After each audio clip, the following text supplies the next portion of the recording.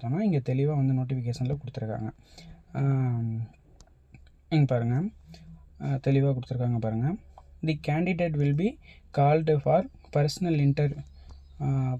interview based on the marks scored in the written examination and weightage mark given for the teaching experience. அதாவது வந்து பார்த்திங்கன்னா ஒரு 200 மதிப்பெண்களுக்கு நம்ம தேர்வு எழுதியிருக்கக்கூடிய ரிட்டன் மார்க்கு ப்ளஸ் 15 மதிப்பெண்களுக்கு டீச்சிங் எக்ஸ்பீரியன்ஸுக்கு அவங்க கொடுத்துருக்கக்கூடிய மதிப்பெண், இது ரெண்டையும் சேர்த்து நமக்கு வந்து டோட்டலாக 215 மதிப்பெண்களுக்கு பட்டியல் வந்து தயார் செய்வாங்க. சிவி அடுத்தது வந்து இன்டர்வியூக்கு வந்து எப்படி கூப்பிடலாம் அப்படிங்கிற பட்டியலானது நமக்கு தயார் செய்வாங்க.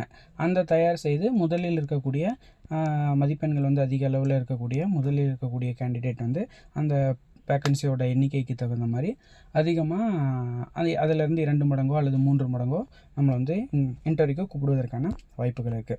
ஆனால் அந்த எக்ஸ்பீரியன்ஸ் மார்க் வந்து ஆட் பண்ணுறது